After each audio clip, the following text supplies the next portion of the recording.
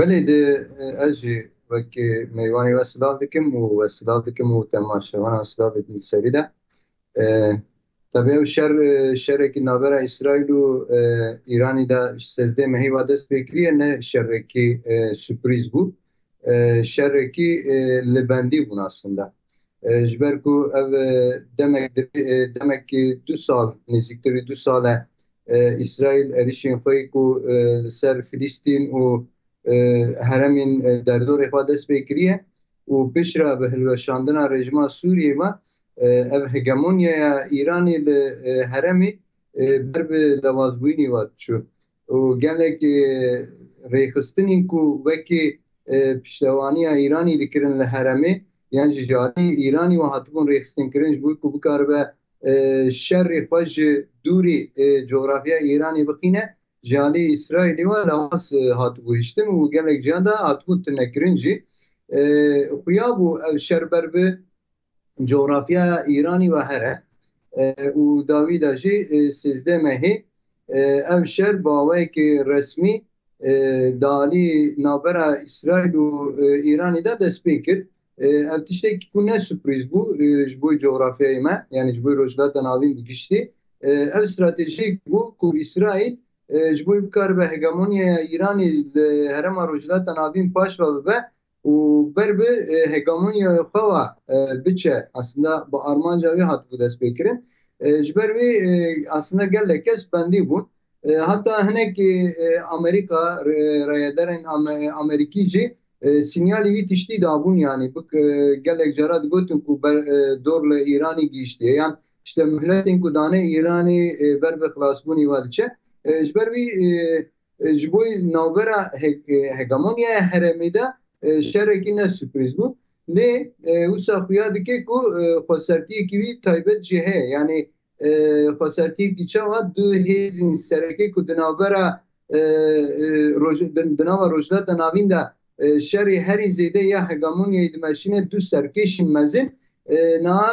yekser hatine beramberî hevdû hatta niha şerên ku dihate meşandin aslında şerê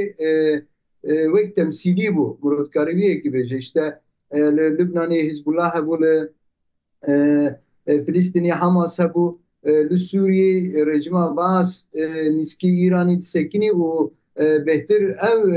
şerê İsraîlî li herêmê dikir ji bo ku İsraîl li herêmê xwe belav neke nüfusê xwe belav neke hegemonya xwe belav neke niha dema pêvajiyekî ku em gihîştinê edê ev hêzên navbênkar di ortê de nema û yekser ev her du hêz hatin beramber hevdû şerên ku niha van heft rojên dawî de tên jiyan kirin aslında şerê yekser rûberû navbera İran û İsraîlê de ye ji bo gelên Îranê mirotkarî viyekî bêje gelên Îranî gelên ku azadîxwaz gelên ku rastî li pê demokrasî digeriyê ye bi hemû pêk hatiyên xwe yani niha li Îranê tenek gelên Fars jiyan nakin ya jî li Rojhilatê Kurdistanê gelê Kurd jiyan nake ji Rojhilat heta Rojavayê Îranê ji Belûç bigirin heta Azeriyan Acem jê re dibêjin Kurd û gelek pêkhatiyên cuda cuda di nav Îranî de jiyan dikin heta Afgan li sînorên Bakur jiyan dikin gelek pêkhatiyên cuda cuda di Îranî de hene û ev pêkhatiyên ku niha di Îranî de ew qasanên ku ji salên heftî û nihan heta niha heta beriya wî jî beriya dema şerê ciyanê duyêmîn û şûn de her tim gelên Îranê li hember dagirkeriya emperyalîzmê xwasteka xwe azadî û demokrasî bi hemû şêwazan danî ziman niha di roja me îro de jî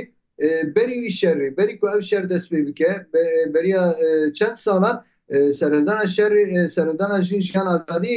dest pê kir bi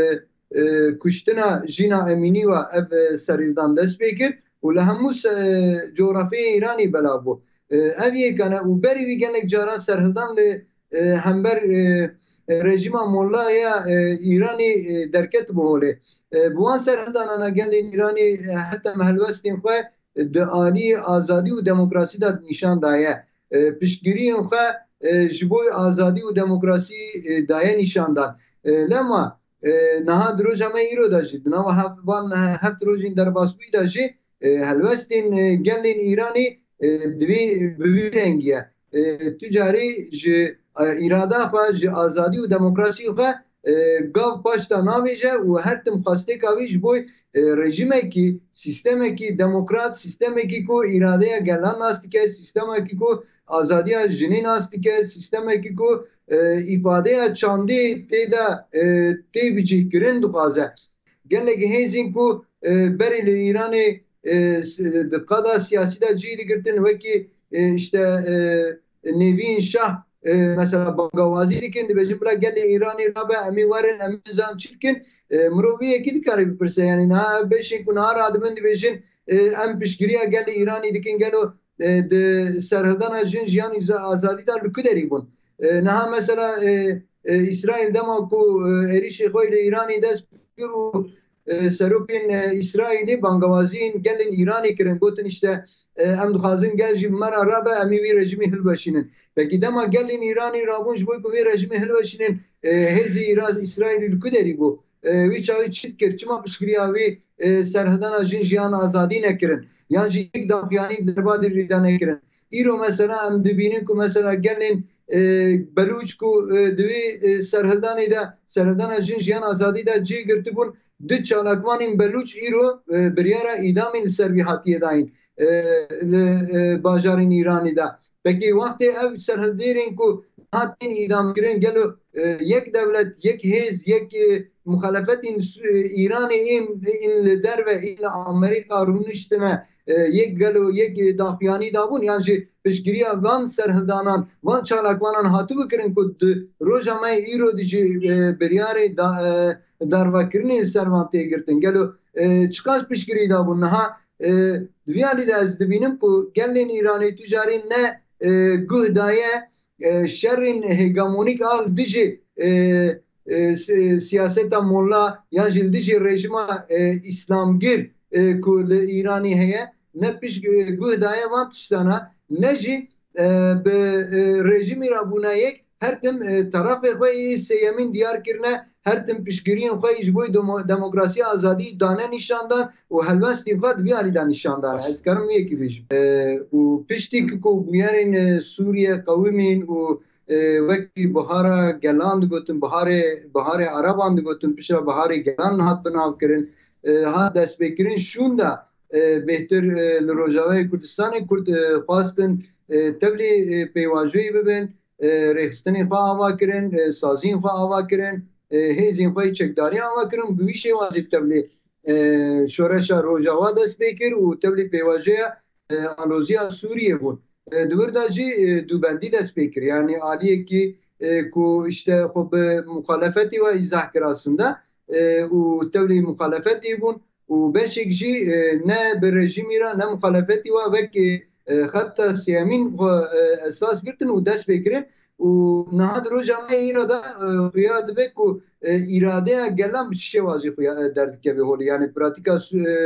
Sûriye û pratika Rojavayê Kurdistanê wî yekî nîşanî me da. Lê tabii her parçeyekî Kurdistanê xweserî xwe heye. Her parçeyekî Kurdistanê rewşê xwe, zirûfên xwe ji hevdû cuda ne. Mirov nikare bişî bîne hevdû ji ber ku li Rojhilatê Kurdistanê gelek hêzên çekdarî û gelek hêzên siyasiya Kurdan ji dîrokê ve kar û xebatên xwe dimeşîne bingehekî wanê civakî heye hêzekî wanê leşkerî heye teklî wan a gelek bi hêzên Kurdistaniyan parçeyên din hene ji ber wê ez dibînim ku aslında li Rojhilatê Kurdistanê gelên Kurd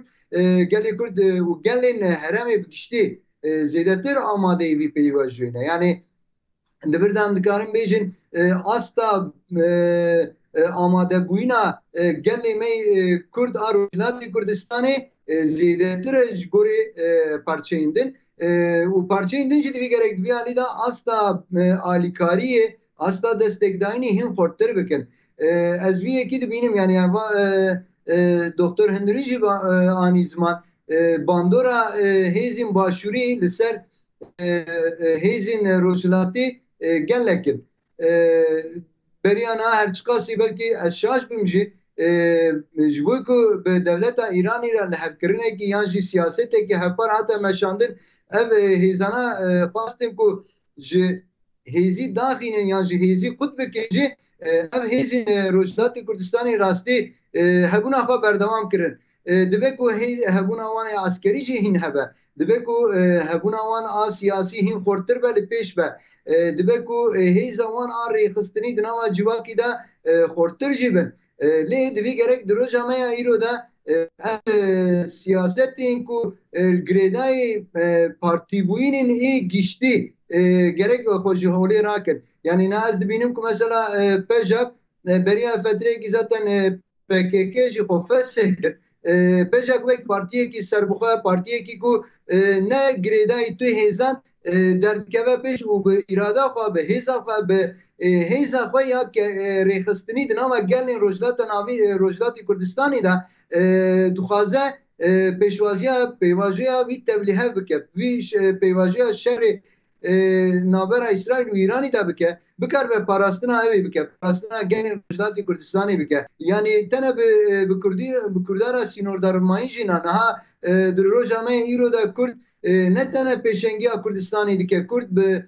hemû parçeyên Kurdistanê pêşengiya demokrasiya giştî heremê dike. Yani mirov Kurdan wisa tene wekî işte emî bêjin bi devletek avakirin yan bi sînorek diyarkirin ve sînordar bike. Erkên Kurdan wî şewazî sînordar bike. Belkî ez bêjim erkên wayî dîrokî jî mirov nebîne. Yani erkên dîrokiya Kurdan di roja me îro de ne tene rizgarkirina Kurdan tene wa dimîne. Ez dibînim ku erk û rolên Kurdan di roja me îro de wek reformasyon yan jî rönesansa Rojhilata navî ne. Êko bikar be demokrasiya Rojhilata navî pê bîne dervê gelê Kurd ez kesî nabînim. Vî erkê em wek di gelê Kurd xwe de bibînin û hemû hêzên Kurdî li hemû parçeyên Kurdistanê, li çar parçeyên Kurdistanê bikaribin di vî stratejî de, di vî nêrînî de, di vî fikrî de bikaribin xwe bigînin hevdû, destî hevdû bigirin, hêzên hevdû bigînin hevdû hêzekî hevpar ava bikin. Ez dibînim ku ne tene ji bo Kurdistanê demokrasî û azadî bînin. Hem bikaribin gelê Kurd azad bikin, hem azadiya Kurda ava bikin û hem jî dikarin demokrasiya Îranê pêk bînin, demokrasiya Iraqê pêk bînin, demokrasiya Sûriye giştî pêk bînin. Bi wî şêwazî dikarin hêzekî ku bikaribe muqabilê hegemoniyaya cîhanî modernîteyekî nû em bêjin sîstemekî nû sîstemekî hîn demokrattir, hîn azadtir, hîn wekhevtir, hîn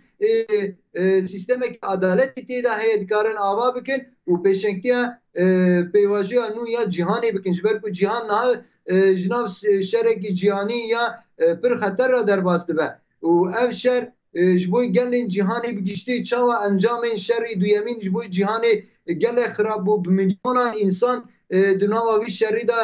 hatin kuştin ji bo berjewendiyên devletên hegemon. Niha jî em şerekî wisa hîn xetertir ra derbas dibin û eger em bikaribin wek pêşengiya vî pêvajî a alî demokrasî û azadî de bikin wek gelê Kurd dikarin hîn destkeftî û hîn serkeftinên mezintir ji bo